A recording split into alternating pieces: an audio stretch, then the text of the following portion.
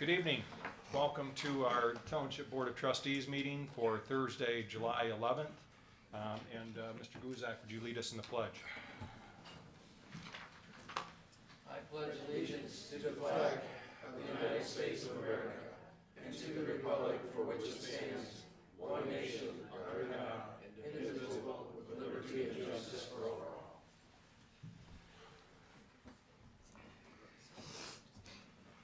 And at this time, I'd ask for approval of our consent agenda and our regular agenda. So moved, Mr. Chair. Second.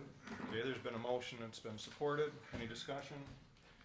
One thing that I would like to add is actually, I'd like to ask Chief Burdette, after public comments, to give us kind of a brief. I know that everybody's received their audit for the fire department from December 31st, 2018. And we just talk about that briefly. We're not going to go through the whole thing this evening, but if you could get some highlights on that. Yes. Chief, okay? So we'll put that right after public comments. Okay? Any other suggested changes? Yes. Yes. Mr. Chair, what about the chief of police making a comment? Yeah, I was going to bring the chief up, but let's put it on the agenda. Let's tell you what, let's put him on right after that too. Yes. Thank you.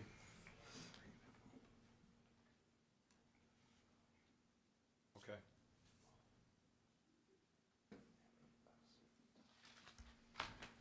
All right, with that, any other proposed changes? Okay, all those in favor say aye. Aye. Any opposed? With that, we will open the floor for public comments, and just a reminder, we ask everybody, we have a 3-minute limit, and we ask you to state your name and address when you come forward, okay? So we're gonna start on the left side of the room in the front, and we'll work our way back. Does anybody in the front wish to speak? Okay, we'll go towards the back. Ms. Shapiro, come on up. Hello, my name is Monica Shapiro. I am president of an organization called Friends of the Grand Blanc Grid. Our goal is to make all public roads in the township accessible to all users, not just cars.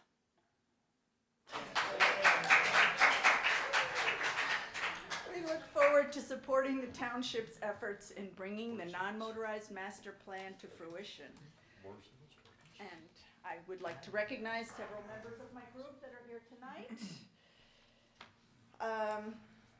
We are here tonight specifically because we understand that a small segment of sidewalk, also known as a pedestrian walkway, could be laid down along a piece of the newly constructed Hill Road between Oliver Tees and including the little piece that Bella Vita put in, and then down a little further to Concord Green subdivision, and I think a little beyond that.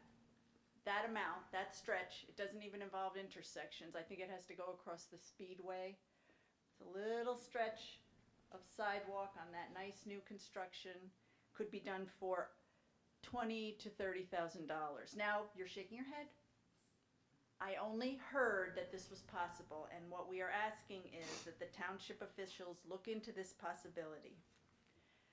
And we thank you for even investigating that possibility and finding out how much it would cost and possibly putting that in. And I consider that it would be one small step for Hill Road, one moderate leap for non-motorized planning policy in Grand Blanc Township.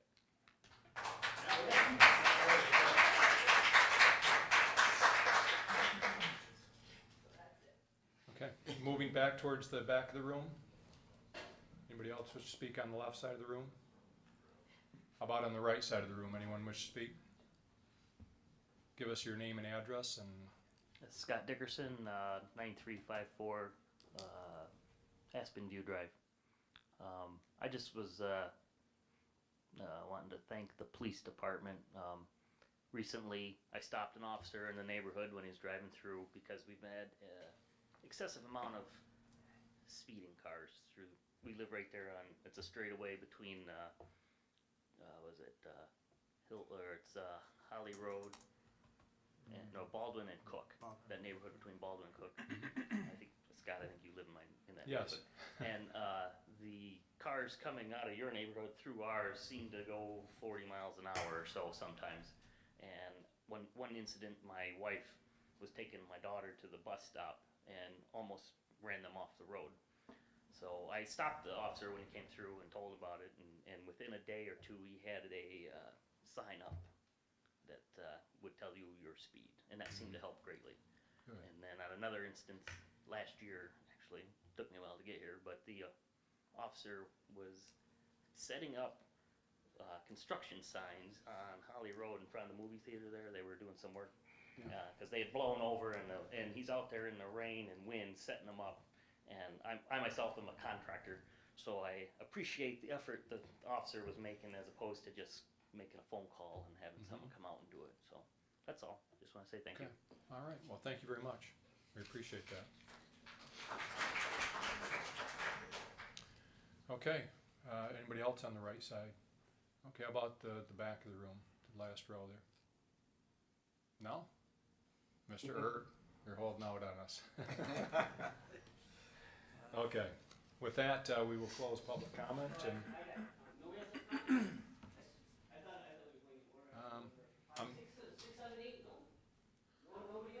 I'm sorry? Okay, all right. So, Your my name? name is Vipul, and 8272 Pine Hollow Trail, so I live on McCandless Road. And just to give some perspective, Monica and me and Lauren Halali from the Crim Foundation, originally about 5 years back, maybe more, had started an organization to try to bring more pathways into Grand Blanc. And we see the excellent pathways on Perry Road, some other areas, Saginaw Street, but then it kind of stops once you're going on Saginaw Street, and when you hit those main roads, McCandless, Cook, Baldwin, Holly. And where I live on McCandless, I mean, every time you go by, you see people running and walking and biking, and very dangerous. So, I mean, we've had many conversations, Scott and Dennis know, and try to do everything that we can. I think me and Monica go back and forth a little bit, where sometimes I'll be like, what's the point? We can't do anything. Everybody says it's road commission and it's, MDOT and it's state and like everybody has some reason. And I think when Dennis came in, Dennis came from up north and he talked about his passion, seeing how great it is. The Iron Belt Trail is fantastic, but we haven't really had any progress. And I know there's a lot of outside factors. To me, like now there's a McCandless project being done paving. It would at least be good to see somebody investigate and say, while we're doing this project, which may only happen once every 3 years, 4 years, can we not look at a way to bring pathways here, and can we not look at all the grants and things? I mean, what I see every time I read the paper, and I see this like in Grand Blanc View from Paula, I mean, all these expenditures, we're doing hundreds of thousands on this and that and equipment and fire trucks, and all that stuff is needed. And we don't know the ins and outs. I mean, maybe some of that is because it's from a certain grant or certain allocations, but there's enough there, it seems like hundreds of thousands, where we can easily put some of that towards pathways as well. So I'm just making a passionate appeal. I mean, we have spent probably 1,000+ hours trying our best to get pathways, and we have done zero success. I mean, like nothing. So I don't know what we can do. I'm just appealing to you again that, like, what can we do to make it happen? Communicate to us. I mean, do residents need to come and speak up? What will it take? So, thank you. Thank you very much. Well, okay, Mr. Erd? You talked me into it, Okay. because we're talking about pathways. I'd just like to, maybe someone here could remind the crowd, we are investing in the Dort Highway extension, quite a chunk of money in that pathway extension there. So it's not as though you're not doing anything. We are making some progress. Okay. Thank you, Mr. Erd. No applause for you, though, I guess. With that, Mr. Limita, any comments on pathways on, I don't want to turn it into a whole separate agenda item, but I know we have made progress, and I think to the tune of working on $1 million towards it, which I think if we were to tell our residents we were using general fund money, they would ask us why aren't we paving their road instead. But do you want to make any comment on on what we've been doing with pathways at all? I can say that the board has supported putting some matching funds together for 2 different projects in the last 18 months. The first one is Perry Road for the where the sidewalk ends at Whitetail. It will connect all the way out to Atlas Township so that that trail will be completed. It is part of the Iron Bell Trail. And then the Dort Highway extension, we're still moving forward with the grants on those, and that is about a $800,000 project. But it looks like we feel very positive on both of those that they're gonna go through, and so we are making some progress. I know it's slow, but if we can get the Dort Highway one done, then I think will be really easy to get that connection then down Cook to Embry to the pathway on Grand Blanc. So it takes a while, but Vipple talked about, I came from up north where we have hundreds of miles of bike trails and paved and mountain bike trails, but it also took us 30 years to get it done too. And I know it's a slow process, but you just keep working on it piece by piece and put it together. And it's frustrating sometimes. And I just got back from vacation for a week where we took our bikes and we went up north and rode for a whole week. We rode every day. So, I mean, I get it. I ride every day, and as does Supervisor Bennett. But we're continuing to work towards that non-motorized trail plan. We're trying to accomplish it, but it's just, from a funding perspective, it's really hard for them to allocate a great deal of funds towards it. We have to combine it with grant funds to make it happen. And anything, as far as McCandless Road, we haven't been notified as to when they're planning to pave it. They reclassified it, but to my knowledge, and Dennis or Mr. Lehman, do you have any knowledge of when that will get paved? I know they said it will, but we don't have a date from the road commission yet. Will it be in 2021 or 2022? later? I think it'll probably be within the next couple of years. We don't have a firm date on it yet. But we certainly, would be in favor of paving the shoulders and doing something along those lines to make it more bikeable. But one of the challenges that we've always had, and maybe it will change with the change in director at the road commission, but the prior director absolutely had a policy that they would not pave additional pavement on roads because he said white lines make for bad guardrails. That was always his response. But there's certainly communities all over who have shared the lanes and they have posted as bike lanes and pave those extra shoulders. I'm sure there's some risk, but there's inherent risk in everything we do. And with regard to sidewalks down Hill Road,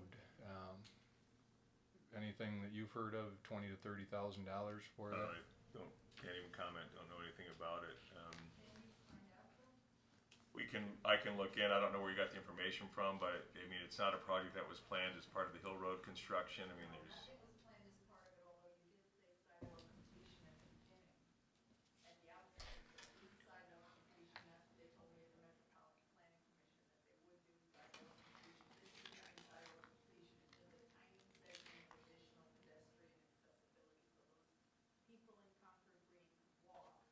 They can't bike, but they could walk to amenities like our Ortiz that are right down the road from them. And that would be a little gesture in the direction of, yes, when we do a big repaving, we try to accommodate non-motorized users.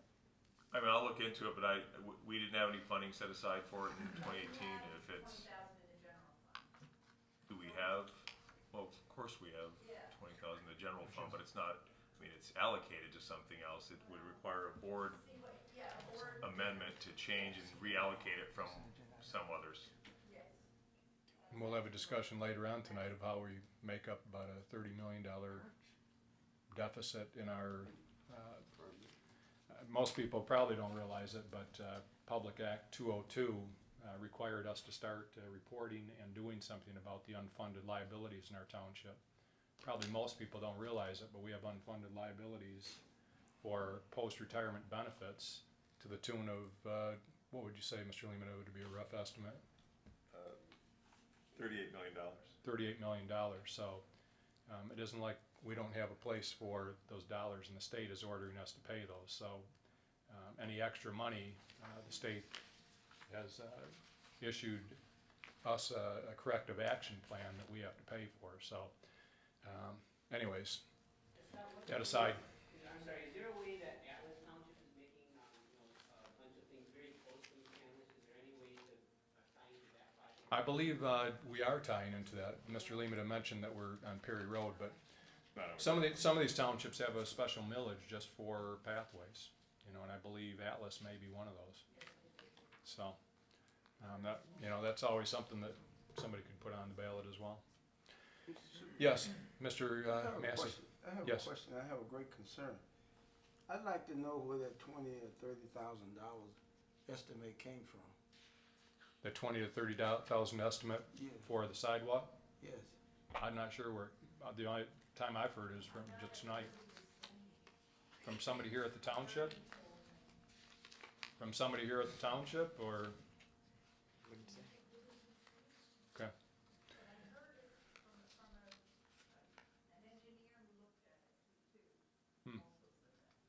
Okay. All right. Okay.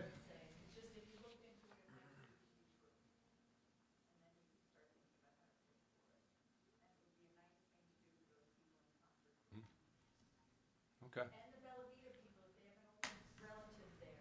Okay.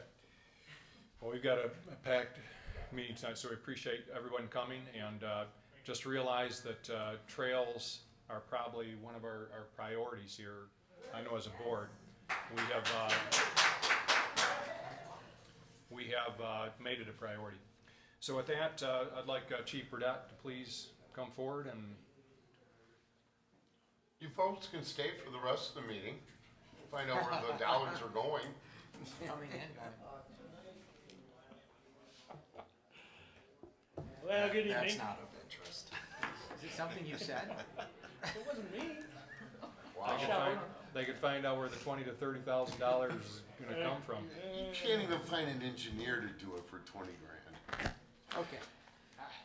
Anyway, I'm here this evening. The And hopefully somebody will 2018 applaud when you're done. Oh, I hope so. Chief Wild? Okay. The 2018 financial audit was completed by Yo and Yo, and I'm happy to report that the audit indicated no questionable financial funding or was found. The department is financially sound, and that all funds were reconciled and accurate and complete. So to that extent, that's what I'm going to go over with the financial report. If give you some time to take a look at it. If you have any specific questions, please email me. I will get with Treasurer Heiser, and we'll work on getting those answers over to you. How is the transition going, Chief? Well, that's the next part. We're going to give you an update on what's going on. When? Now or? Right now, if you don't mind. Yes. The one thing I'd like to say is thank you to you, the board, especially Trustee Thomas for his donation of the appliances to the fire station.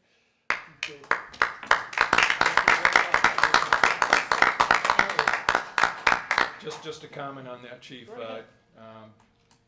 Trustee Thomas asked if he could donate those appliances, and we're going to recognize his brother who passed away a couple weeks ago, Don, with a plaque, if this board is in consensus, to recognize the kitchen as being provided by, in the memory of Don Thomas.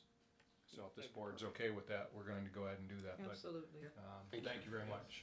You got Ken, my for vote. doing that. Okay. Thank you guys, that really means a lot. The fire department and Bob meant a lot to my 53-year-old brother, and as you know, it was a shock in passing away with a asthma attack from mowing the lawn, and Don had it worked out with the Electrolux Corporation, and Don and the chief worked on that, I don't know what, Christmas? A It was little somewhere after in there, Christmas. yes. I was getting you the free mattresses, Donnie was doing but our family being in business here in the area since 1911, we try to do what we can, and you guys really, I'm gonna start crying, but thank you for honoring my brother and my family that way. That's really special. Well, we appreciate it, Ken. Thank you. It's very generous of you. So. I'd also like to thank Director Sears, Assistant Director Boggs, and every single person in the DPW department that works so hard. and what is taking place over here at the fire station. Later on today, or even the next meeting, go over there and take a look. They sealed the floor today, so we need to be able to walk on it, but it looks fantastic. And every single firefighter is extremely excited to come over here and start their operations. So we'll get into what's going on right now. All operations of the fire department will be here out of Township Station number 1 as of Sunday evening at 9 p.m. We're starting to move tomorrow and Saturday and Sunday. All essential services will be moved over, so communications, all that. So as far as the city station, we will be exited from there. I will still have access when Chief Smith is still in the building, in case I need to get in there, but I'm not planning on anything. Let's see, I just jotted down some notes. A letter today was also sent to Central Dispatch informing them of the change in operations. As of midnight on July 24th, Grand Blanc Township Fire Department will no longer respond into the city. They need to contact the city fire department unless they need our help. I mean, they can request our help at any time, but the city fire department will start their operations as of that date. Okay. Last week I met with Chief Smith and we discussed the responses to incidents that may occur. Pretty much they'll be handling all the incidents with only one exception when there is a confirmed structure fire. Confirmed structure fire meaning Central Dispatch received multiple phone calls or police have arrived on scene and they have smoke showing from the building, stuff like that. Then they will contact us at the same time that the city fire department is being dispatched. I asked him about mutual aid for schools, automatic mutual aid for schools, meaning that when they get a call, we would be contacted at the same time. At this point, he didn't feel that was necessary. Really? Yes. Okay. This morning, I met with Chief Lipe. I'm not sure, Chief Smith was not available or wasn't able to meet with me, but we walked through the station. We discussed what was going to be remaining at the station and left for them, and the dates and times of when we'll be moving out. So that's and all the keys, everything will be turned over to Chief Smith on Monday afternoon. I'm sorry, by 3 p.m. Something that I'm confused on, Yes. and I think probably the public is too. So, just before you talked about mutual aid, you talked about when we will respond and when the city will respond. So, walk me through when the city gets a call, if we respond or not. Is it only? It's not. There's two different levels of mutual aid. There's what's automatic mutual aid and then mutual aid when it's requested. Automatic mutual aid would be if, for the schools, for an example, if they received an alarm at the school, they would dispatch the city fire department and the township fire department at the same time. If there was automatic mutual aid. If there was automatic which mutual they aid said in they that don't case. need right now. That's what I'm understanding. The other side to that is standard mutual aid. So if they receive an alarm at the school, the police arrive on scene, or they've received multiple calls saying you do have smoke showing from the school or resident or students inside the school saying they had smoke, they would dispatch us at the same time as the city. Without necessarily having automatic mutual aid. Without automatic mutual aid. That's a call that who makes that call as far as whether or not. Well, that call has to go in through Central Dispatch to come out to us and through to the city at the same time. Okay. Standard mutual aid, we would be contacted whenever they arrive on scene and they need additional help. They would call us in for that at that point. Okay. Mr. Chair, Yes. I have a question.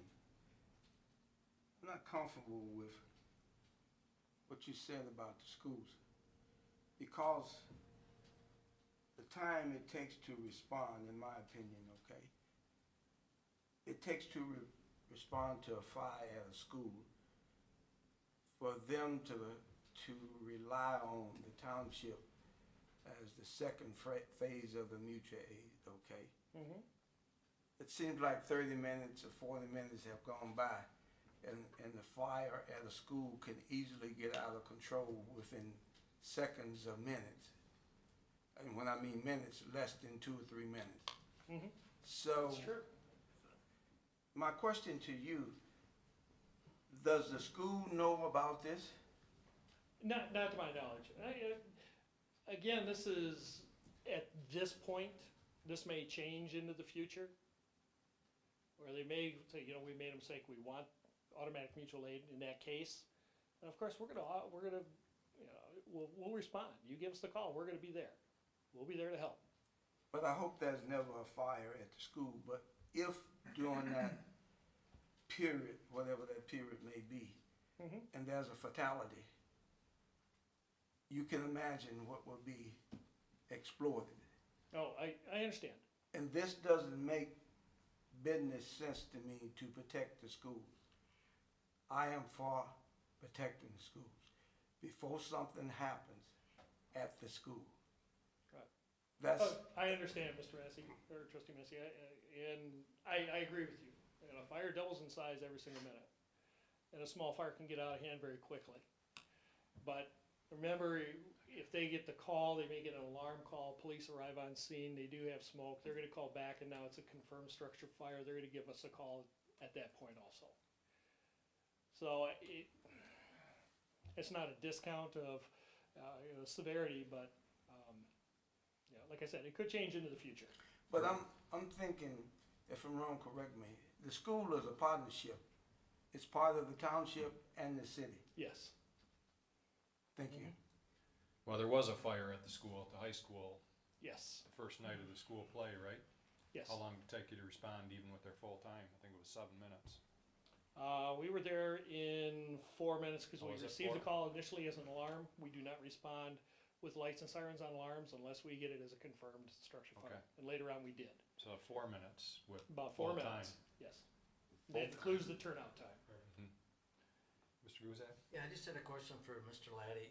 Mr. Laddie, are we allowed to tell the school what the situation is? Because I'm concerned too, because they're a part-time fire department, and just like they've stated, it's gonna take time for them to even get to the station, to get to the station before they get to school. Well, we're full-time, these are our kids in that school, and I don't think we should wait for the occurrence to occur. I think we should be talking to the school and say, I don't think this is gonna work, let's change it now before something happens. So I think there's two things. First of all, buildings within the jurisdiction of the city are under the jurisdiction of the city fire department, right? And the high school is under the jurisdiction of the city. And so they have the authority to talk with the chief and try to work out whatever mutual aid they want to accept. And you heard the chief say, we'll do automatic, we'll do confirmed structure right. fire rings out, But they won't.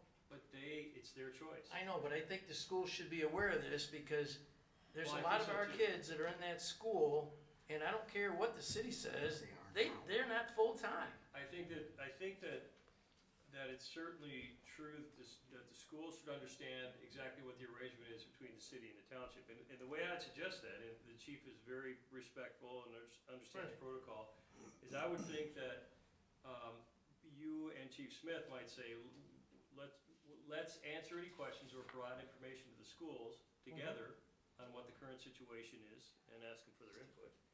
Because again, we have to respect the fact that they are now their own independent department, and they can talk directly with the schools too. I would suggest if we're gonna talk about mutual aid, that Chief Smith and Chief Burdette address the schools at the same time, with the same information, and that is you're ready, willing, and able to do whatever it takes. And I agree. Hopefully we can at least do that, because I don't think they're aware of it, and it's too serious a situation, like it's been mentioned here, that we can't allow it to happen, because then it's too late. And, you know, the residents in the township have a right to go to the school board and Sure. Yeah, because ask. there could be like 80% of township kids are in the school. And I would think, imagine. this is Chief, this is a priority with you, and again, Yes. making sure that the city understands all the options available to them and to the schools, I think is a priority. And listen, I don't know where they are exactly in their plans and their deployment, but I think if we raise this as a priority issue with them and urge them to communicate, I would think that would be the most we could do at this point in time. So, Chief, we're not gonna get a phone call this week and say, hey, we need to delay. To be honest with you, I'm not sure. From what I'm understanding, they're on track with their communication systems, their equipment. As far as I know, they will be And their ready staffing, to I mean, start the operating staffing- July 25th. And their staffing and what have you. That's what I'm understanding. Okay. Ms. Lane? I believe this whole board, and a few of them have spoken eloquently about what we'd like you to do, so I'm saying the only thing we need you to do is at our next township board meeting, notify us and update us on what the city and the schools have decided to do. Well, and we want to urge them to consider allowing for automatic mutual aid. Mr. Atkins? One question either for the chief or maybe for Mr. Laddie. Could the school board request, since it's in the interest of the township and the city, if that's something that could not be worked out with Chief Smith, could they request a automatic mutual aid? Could they put in their own request for that? They can make that request. However, I'm not sure that we would be in the position to override any decision that the city would make regarding that mutual aid. Okay. Okay. Thanks. Thank you very much. Okay, and we'll take a look at the audit, and we know that the fire commission had a great handle on the finances, so we'll look forward to going through it. All Treasurer Heiser. So, Well, it if was you your, have any questions, please email me and I'll get with him. and it's your work as well, too, so, Thank you. okay, thanks.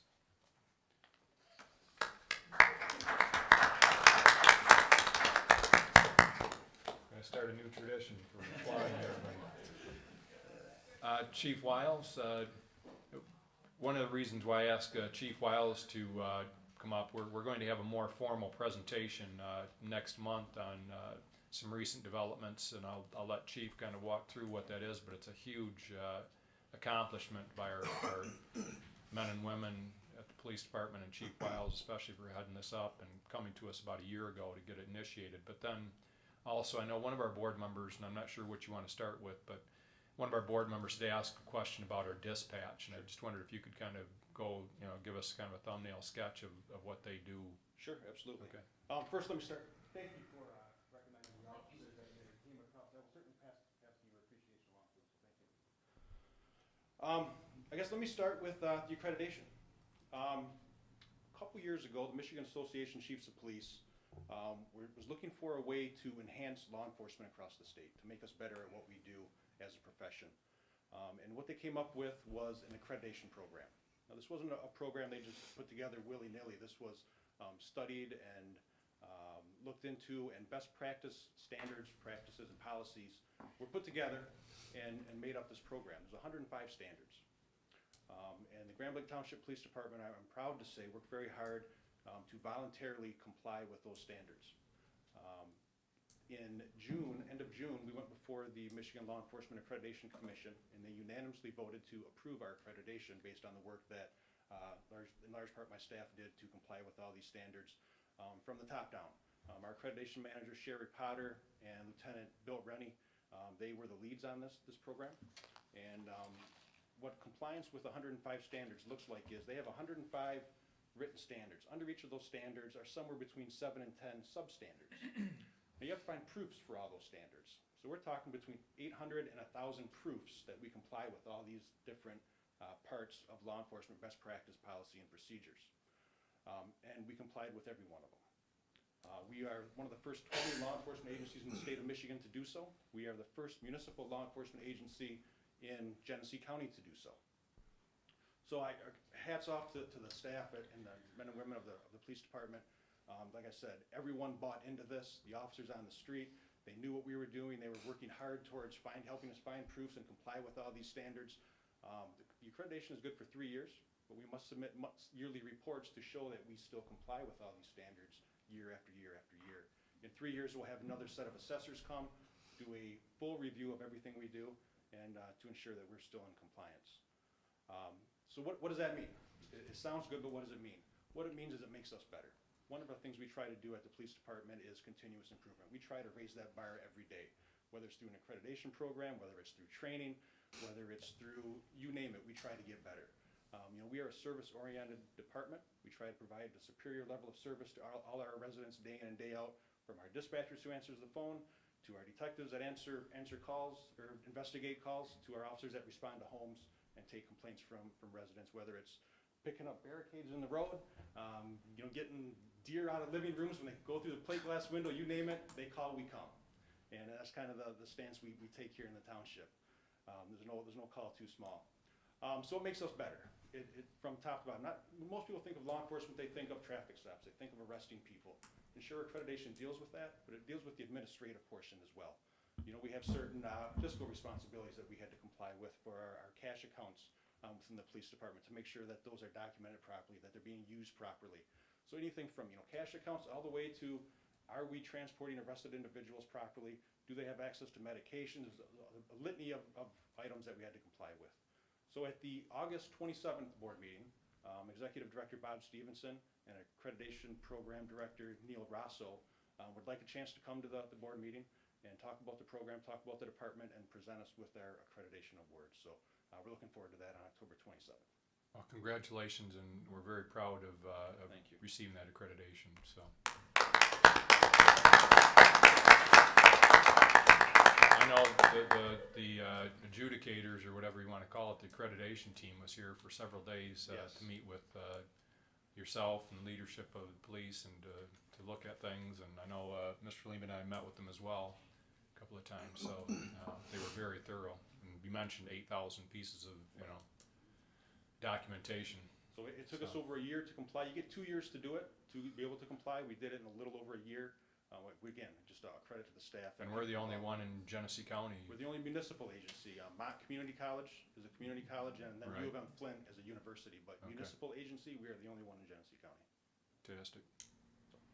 In reference to our dispatch area, our radio operator and clerk, like I mentioned, we're a service-oriented department, and we try to provide that superior level of service in all aspects of our organization, from our dispatch personnel to our officers, to our patrol, to our administrative team. One of the, I think, the misconceptions about our dispatch personnel is that all they do is work the radio. They take, someone calls for help, and they dispatch a car. That's not the extent of what all they do. In fact, that's a very small portion. We, as a township, take about somewhere between 18 and 20,000 calls for service a year. Now, a call for service is someone calls, say, hey, my car was broken into, or I'm being assaulted, or I'm witnessing a fight. Can you send a police officer and help me? We get between 18 and 20,000 of those a year. About 2/3 of those go through Genesee County 911. About 1/3 of those come through our dispatch, where our staff answers that. Primarily, for the most part, those calls are relatively, minor or non-emergency in nature. I locked my keys in the car, someone broke into my car last night, can you have an officer come out? There's a suspicious person in my neighborhood, that kind of stuff. The violent crime, which we get minimal accounts for, those are usually sent through 911 because it's usually an emergency. Someone doesn't want to dial 424-2611, so they dial 911. Like I said, that's a relatively small portion of what they do. In fact, the vast majority of their calls are just calls for assistance. They are the voice of the department. You call Grand Blanc Township Police Department, you get one of our radio operators / clerks on the phone, and they provide help. They are the first source of information for the police department. All their calls, even the calls that aren't dispatched, they take approximately between 55 and 60,000 calls a year. Like I said, we only get about 1/3 of the 18 to 20,000 calls for service. All the rest are calls for assistance of some sort. Now, those calls could be anything. I'm leaving on vacation, can you do a vacation check for me? Hey, in fact, I was up in dispatch today, they got a call about the mosquito control program. Not something that typically we deal with, but we get calls on it. Our senior citizen call-in. Currently, we have 8 senior citizens in the township that are on our senior citizen call-in program. They call on each shift. We have different seniors call in at different shifts. It's a program that we have to let them know that, hey, we're okay. Our vacation check program, sex offender registry, abandoned vehicles, liquor inspections, micro evaluations, lien validations. Lien is a huge aspect of what we do, but one of the most important things they do is officer safety. As a township, we're very aggressive in our traffic enforcement and traffic safety programs. Each of those 8,000 traffic stops that we performed last year are called into our base, where they document that information, and then they make sure our officers are okay. If an officer is going to get injured, typically it's not at a shooting. It's at those low-level, you would think low-level type crimes, or incidents like a traffic stop or a suspicious person. So we want to make sure our officers are okay. Our radio operators / clerks, they also monitor our holding cells. So when an officer arrests somebody, brings them into processing, we have monitors up in our dispatch area, and our dispatchers monitor those to make sure the officer is okay. If things get offline, they can call for further assistance, they can get a hold of other officers, that type of thing. When we do utilize our holding cells after they're processed, if you've been in our dispatch area, we have glass windows all through there that you can see into the holding cells to make sure that the secured person or the prisoner is okay, whether they're a suicidal threat. Needless to say, a lot of people, when they are arrested, they don't want to be arrested. And they would do several different things to try to get themselves out of that predicament. Unfortunately, sometimes that involves hurting themselves.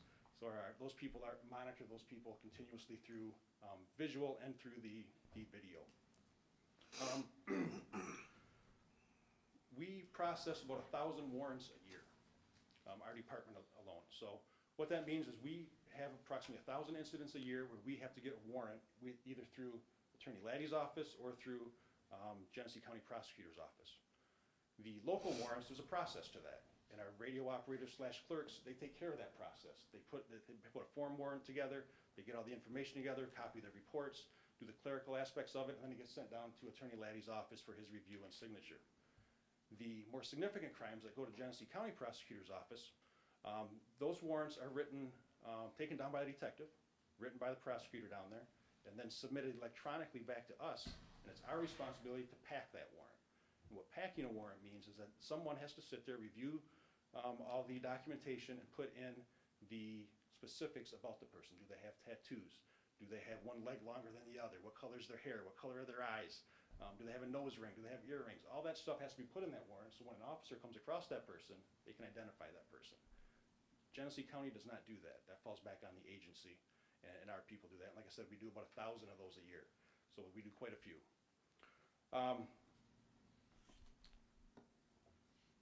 The flow of our paperwork in our organization, we have come very close to becoming totally electronic in our reporting. We've come close. We haven't got all the way there yet. So this paper that comes in, though, we have to do something with it. And it's their responsibility to make sure that paperwork flows through our system properly to get from point A when the officer turns it in to point B when it goes down to the prosecutor's office, or if it can't go down to the prosecutor's office, that is in the appropriate folder for future investigation. That is their responsibility to do. They take care of all the minor FOIA requests. And when I say the minor FOIA requests, we get a tremendous amount of requests from insurance companies asking for police reports from crashes. You know, in the township, we take about between 700 and 800 crashes a year, depending on the year. We get a lot of requests from insurance companies for those reports.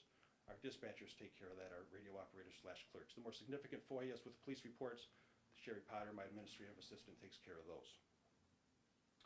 Subpoenas that come in. I mentioned 1,000 warrants. We arrest many more people than 1,000 people over the year, whether it's because of warrants from other jurisdictions, crimes committed in the township. It doesn't matter. A lot of those cases go to court. And to get people in court, you have to have a subpoena to give them so they know when to appear in court. Our radio operators / clerk process those subpoenas to make sure they get to the right person in a timely manner. Alarm response right now, if someone was to push an alarm here in the township hall, it rings over there at the Grand Blanc Township Police Department, and they know that something's not right, and we send an officer over here to make sure things are going accordingly. That's the short list of what they do. That's all they do? I tell you,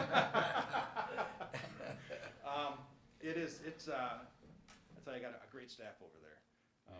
We have 5 full-time people and 7 part-time that fill in for vacations, that kind of stuff. That is not to say that I have 5 people working over there right now. Well, just in all honesty, I ran into Chief today and I said this afternoon, and so he put together his notes in the last hour and a half probably. I just told him, hey, we wanted just kind of a thumbnail sketch of what, you know, because I was curious as well of, you know, all the things that they do, but I had no knowledge, you know, that was that extensive. They are the first source of information for anything that is police. One thing that you didn't mention, and I tell people this because people on Facebook or wherever social media ask us, hey, who do we call? You know, I see a pipe with water running out of it. Well, the township pays for any lost water, you know, with pipes that break, you know, whether it's a freeze-thaw issue or what have you. And I tell them, you call, you know, dispatch immediately upon seeing that, and, you know, we have people on call, but it's our police dispatchers that contact them Director immediately. Sears and Assistant Director Boggs, they give us a list, I think it's weekly, an updated list of who's on call in DPW, should we need their assistance, whether it's for a water main break or anything Right. else DPW related. Yeah, okay. I can say that because of the, there's a lot of factors, but the professionalism and the timeliness of what we do in our dispatch center, we're able to keep our response times to about 4.5 minutes to respond for a call for service across the township. That's unheard of. Wow. You know, you look at some other departments, it is longer than that. But about 4.5 minutes is our average response time to any call for service, whether it's a Slim Jim, you know, locked your keys in the car, or someone's breaking into my house, I need help right now. We get there very quickly and ready to serve and protect our community. Well, and that's critical, and you're carrying, you know, the AEDs for anybody with heart issue, and you can, you know, if you can get there within 5 minutes, you're probably gonna have a good chance of saving their life, right? Yeah, you know, we respond to all medicals, and 9.9 times out of 10, we will beat the paramedic or the ambulance on scene to deliver that assistance. Sometimes, you know, we're not trained, we can't take some of those measures that they do, but it goes a long way having a law enforcement officer letting you know, hey, things are gonna be okay, I'm gonna, you know, help you out as much as I can. The paramedics are right around the corner. That goes a long way with some people. Yeah. Any questions for Chief Wiles? Well, congratulations. We look forward Thank you, I to the appreciate it. presentation next month from the director for the. Absolutely. Okay. Thank you. Thanks.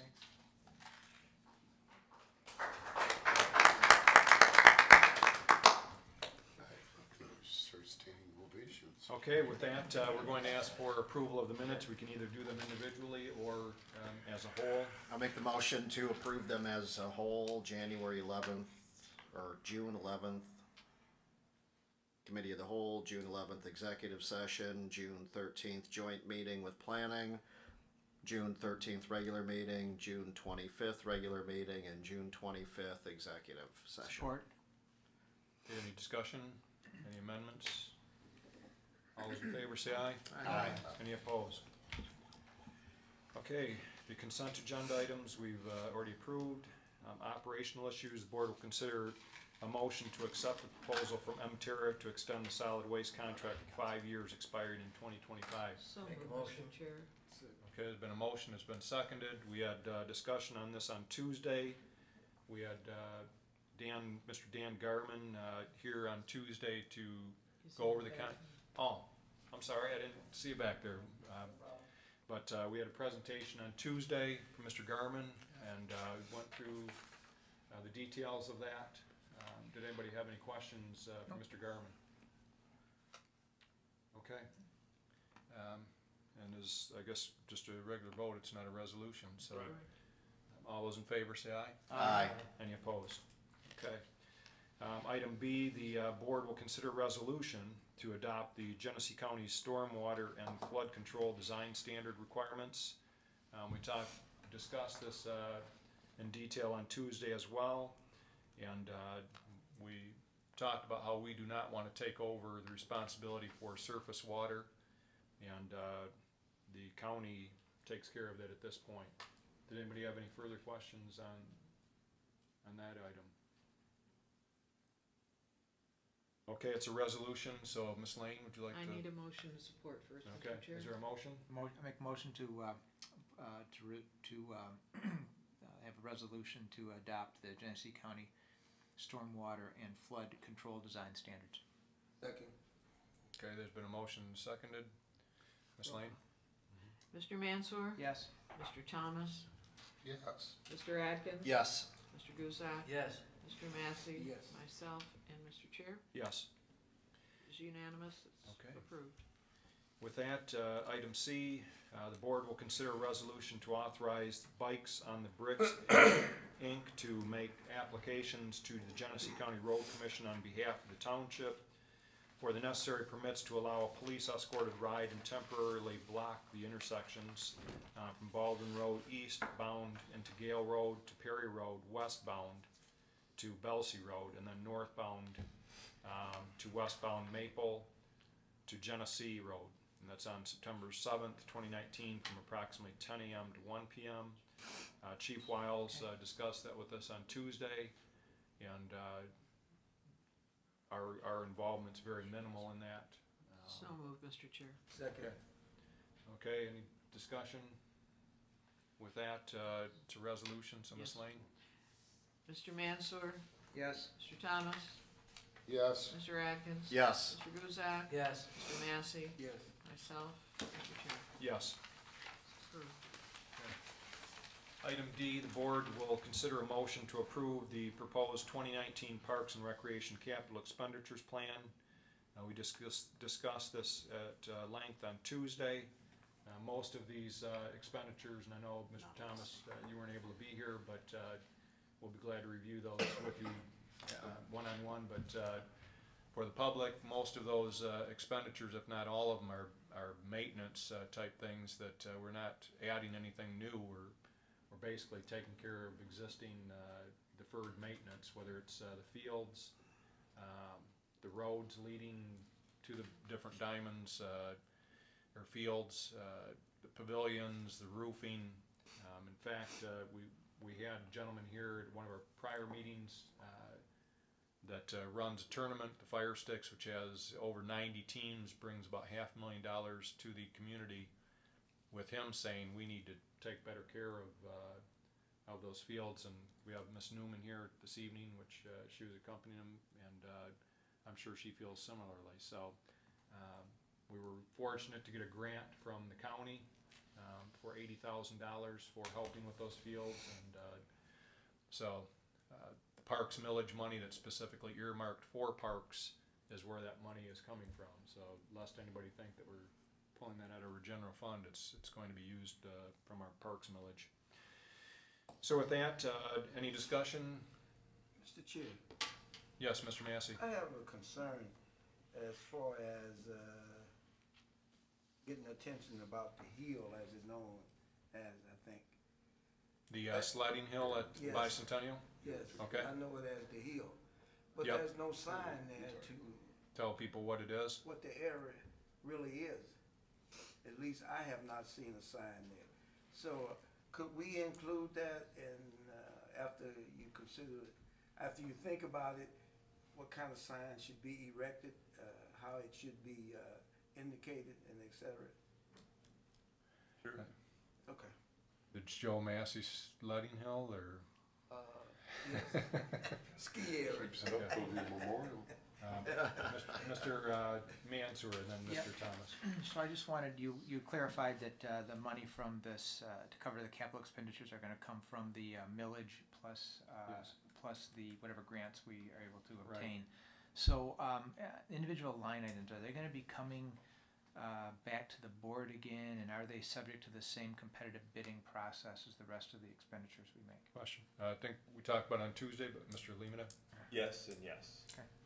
So this isn't an approval to just go ahead and spend the money. This is kind of direction. We're getting direction from the board with this, and we will be going out for bid. And Exactly like we do with our other departments' capital projects when we do it as part of the budget. And then we're doing this one because of the change in our structure last year, and we had an original Parks and Recreation Capital Improvement Plan developed, but after some of the conversation and the change in the structure, we revised all of that and took a different look at it. So really what we're asking is only on the 2019, and that do we have the money allocated appropriately, basically. Every one of these projects will come back to the board for review and the bid process. Ms. Newman's here, who's the interim director. You have any comments or input you'd like to make on it? Nothing additional, because I had met previously and went over each line item and kind of prioritized, and I think that the numbers represent what needs to be done. Okay. All right, thanks. Mr. Thomas? I spoke, pardon me, I spoke at length with Superintendent Lemata and Commissioner Atkins on this, and I'm very, very comfortable with this, and it's a great program and a great plan. Okay. You should be proud of putting this together, Director Newman and Dennis. I have Okay. one more question. I think Sure. we should clap. Mr. Mansour? Just a minute. What was that? I'm sorry? I said we should clap, Some support. and he said, give me a minute, then we'll clap. So, these tournaments, I mean, so there's different types of tournaments that are flowing through there, right? There's Yes. baseball tournaments, there's softball, et cetera, et cetera. Right. soccer, right? But for the fields, now the fields have different dimensional requirements. Is that true for those, right? So are they set up to accommodate different, spaces between the bases and pitching and elevations and? Ms. Newman, would you like to comment on it? For all Come on up for a sports second. Come on down. They're all sports fields. Yeah, we're able to accommodate different age groups. They give us the dimensions that they need, how many fields. Kevin Babcock from the Fire Sticks, he's well versed in what we have out at the park, and he kind of dictates to us, what he wants to use those for. But we are able to accommodate all age groups, boys, girls. We have to change the mounds and stuff on occasion, but yeah, we can. So if I could just one more question. So as we conduct these tournaments and we have these in, and they're big economic boosts for the township, and that's great. Do we do anything proactively to try and understand or really kind of keep track of what requests additional or changes or anything? Do we ask? What did you think of this? The field this time? Is there something we could do better? Is there something that we're missing? Do we ever ask those questions?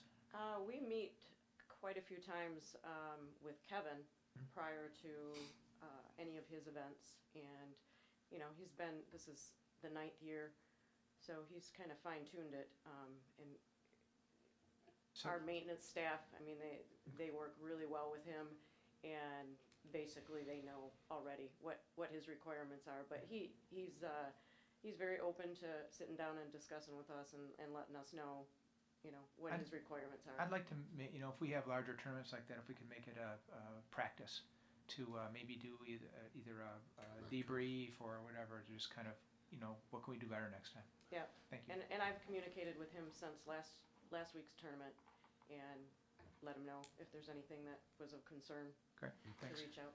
Ms. Newman, the Fire Sticks I'm very familiar with, and as just a little bit from this year going out there, what have you, but are there some large tournaments like that, or is Fire Sticks probably is the largest one we have? They're the right? largest. We have a few other ones that have they sought interest in doing something. They haven't really built their program as big, so nothing on that level. We do have not with the baseball and softball fields, but we also do the soccer fields. So we have programs running really outside of winter months all year round. So we're working with the field house, who Kevin is working with as well. So yeah, we have a lot of different avenues that we're trying to pursue. Right. Okay. And that's great that we got that grant too. Yeah, absolutely. Mr. Thomas? George Newman, excuse me. The AYSO, the coaches, they still come out and line their own fields, right?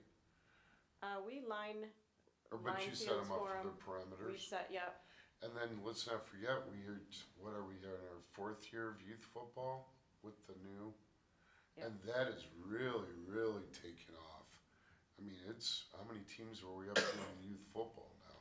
I don't know what the youth football, But the coaches have been coming in and speaking with the commission, and they line their fields.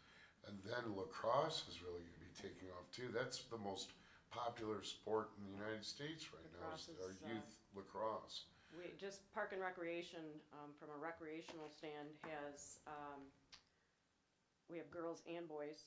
We have 2 3rd and 4th grade teams, 2 5th and 6th, 2 7th and 8th. That's just for boys. It's lacrosse. In lacrosse, yeah. So I'm pretty sure we could occupy some fields. But I agree with what Trustee Mansfer was saying about having some type of a comment card. Since we're starting new, let's really make it new. I've reached out to everybody. But comment cards are something that we all can, then we can look at the raw data. Right. And see what we're missing. But you're doing, in my opinion, you're doing a very good job. Thank you. Thank you, I appreciate it. Ms. Lane? I wanted the board to know that during the entire tournament last week, Carol was out there 24/7 making sure that everything was done and anything that was needed. she saw that it was taken care of. So she needs to be applauded for putting in 24/7. You were there 24. Yeah. Not quite, but it felt like it. All right, well, thank you very much, Ms. Newman. Thanks. So we need a motion and need support for that with regard to the Parks and Rec capital expenditure plan. I move to approve the proposed Parks and Rec capital expenditure budget. Support. Okay, any discussion, further discussion? All those in favor say aye. Aye. Any opposed? With that, the logo we talked about, I think we're gonna have a executive session tonight that is gonna be pretty full, so I'd rather postpone making any kind of decision on logos or whatever, but I wanna give everybody a chance to look at those as well. Anybody disagree or? Okay. With that, item F, the board will consider a resolution to authorize the 2019 Allied Challenge Golf Tournament presented by McLaren to be held at the Warwick Hills Golf and Country Club from September 9th through September 16th, 2019. So moved. Support. Okay, any discussion? I think we should not support this. It doesn't bring in enough money. Doesn't bring in enough money? I think they gave out checks to $800,000. How much did they give? I think they gave out $800,000 to charities this year, That's to awesome. local charities. Awesome. Mr. So- Mansour? Yes. Mr. Thomas? Yes. Mr. Adkin? Yes. Mr. Guzak? Yes. Mr. Massey? Yes. Myself, Mr. Chair. Yes. It's approved. Okay. With that, Mr. Mansour, anything to report with regard to Planning Commission or Just, Metro Alliance? yeah, just a couple of things. So, we're working on the survey and the roadshow boards for the master plan. I think we'll have all those completed. We took, apparently we took the 4th of July off, so we didn't meet that day. But anyway, we'll be back hard at work, and we'll finish up the questions in the roadshow material, and at that point, we'll be probably coming back to the board here and asking for some volunteers to help take the information out to homeowner associations, service clubs, etc., to get some community engagement on the questions that we're looking for the master plan. So that's all I have. The Metro Alliance, I think the information for new projects was distributed by Clerk Lane, so there's nothing extra, nothing additional there. Thank you. Mr. Atkins, anything with the Parks and Rec that? Nothing new to report. Okay. Mr. Massey? Nothing new. Okay. There was a fire commission meeting, right? Next Tuesday It's, okay, next Tuesday? at 6 p.m. here Okay. in the Township Hall auditorium. Okay. Yes. All right. So some of the things we need to work through are the titles and what have you for vehicles and disbursement. Okay. Yes. All right. And you know what, and Mr. Massey, we want to thank you for, being our point person with this on the fire and being our commission member. I know when you ran for office, you didn't realize we were going to be appointed to the fire commission that would be so active, but we appreciate all the time and energy you put into it, okay? Thank you.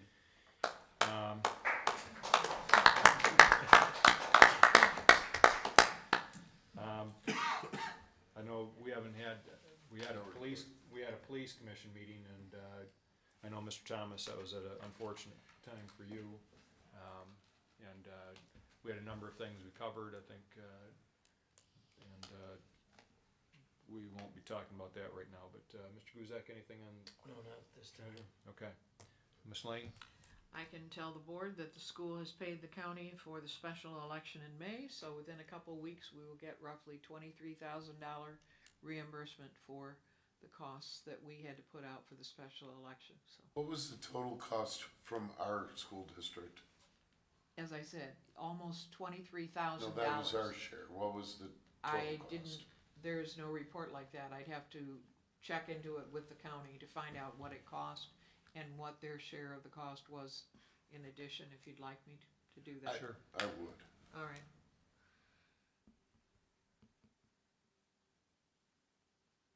Okay. With regard to a couple of things I'd just like to report on, our DDA is moving forward. We last month interviewed several firms for marketing for the DDA. It appears that there is a pending agreement for the purchase of the Tech Village property by a very substantial developer that is not from the immediate area, but we'll be hopefully hearing more on that at our next DDA meeting coming up this Tuesday at 5 p.m. The marketing firms would be working with all the entities involved, and we'll see where that goes. And that'll be funded by the DDA as well. Genesee Forward, which is also similar to, well, I won't say similar, but is a group that was formed by the Greater Flint and Genesee Chamber, as well as the County Board of Commissioners, as well as the City of Flint. And the idea behind it was to get everybody on the same page around the county in terms of development. I know a number of our trustees were at the public meeting that basically they were looking for input on what a successful county would look like. You know, what would be the evidence of seeing successful economic development. You know, what would be evidence of that? We looked at, you know, what would be some of the things that would take to get there, and it was interesting because as you sat at tables with people from all over the community, they all had pretty diverse ideas on what they thought would make our county successful. So we're formulating that. The group meets every few weeks to discuss our progress, and hopefully we'll have a plan that kind of consolidates some of those ideas. Also, with regard to the zip code issue, we've had a number of meetings. We're going to need a few more signed petitions from residents. It's not only the Holly area. You know, we're looking at Tech Village, which would probably be a $500 million development. The zip code down there is a Holly mailing address, but then we also have, you know, people that are scattered around the township that actually have a Flint mailing address, and it's not like it's just the Maple Road area. We have people, even this township building actually is considered a Flint mailing address. So it's kind of an uphill battle, but we are working on a number of things to try and make that happen. So with that, Mr. Laddie, anything to report? I do not. Mr. Lemata? A couple quick updates. You mentioned the DDA. We have been working with the Genesee County Road Commission and MDOT to look at a grant program. It's a part of an economic development thing through the state for Category A road funding for Baldwin Road. One of the challenges we have out there from the industrial district is that road is not a Class A road for truck traffic, and there's 26,000 truck trips on the Holly-Baldwin corridor annually, and that's going to increase by 10 to 15% according to one of the business owners out there, just from his business. So we've been working on that. It looks really good. We found out some great information on that. We'll update the DDA board next Tuesday. We've done some interviews in the last month, both with the police department for an officer and with DPW for a service technician. I don't really have anything to report. We did made a job offer with the one officer for the police department. That was to fill an officer's position that had resigned, so it's not a change in the number of officers. Just we had a couple of great interviews actually there. Clearly, you guys are aware that we're working on budget for the 2020 fiscal year. Has started with the department heads. They do have my letter that I send out every year, kind of giving a rundown of time frames, what to expect, and when they need to get receivables back to me. That includes capital projects planning, as well as what we're looking at for 2020. And then we're getting prepared to enter into contract negotiations with 4 different collectively bargained units. So it's going to be a real busy August, September, October. Amazingly enough, all 3 police units and the full-time fire contracts expire at the end of 2019, so all of those are available. There will be, as we were going through this, we'll get more direction from the board as we move forward. And I would ask that the board would consider an executive session again this evening for some additional direction as I'm moving forward into going into those contract negotiations. One thing, before we take a motion for going into executive session for those union contract discussions, I was speaking with a friend who is involved with Livonia, Michigan, and while it's a much bigger community, and I shared it with Chief Wiles, I think between the police and fire, they are down 20 individuals in staffing, and his post online was that how are we going to resolve this? That number one, people are not choosing this as a career, and also, I mean, police departments like Livonia, which is fairly premier, I would guess. I think they want to take individuals that they want to take, and I know I'd just like to applaud both of our chiefs, because I've met a good number of both our firefighters and our police officers, and I think it's due to the leadership of our police that we're able to recruit the level of candidates and officers and firefighters that we get. Our people are class act, but when I hear that other departments like Livonia are down 20, it just makes me all the more appreciative of the people that we do have here. So with that, we are going to go into executive session. Just for the public's information, what we do in there is it's for contract negotiations. We don't discuss any other business besides that.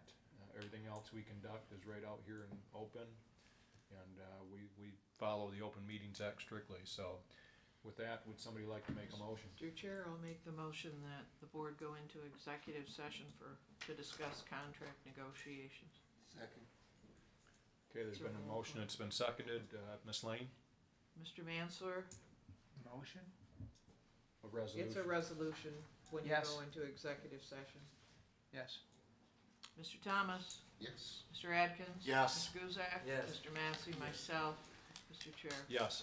It's passed, Mr. Chair. Okay. We'll reconvene in 5 minutes.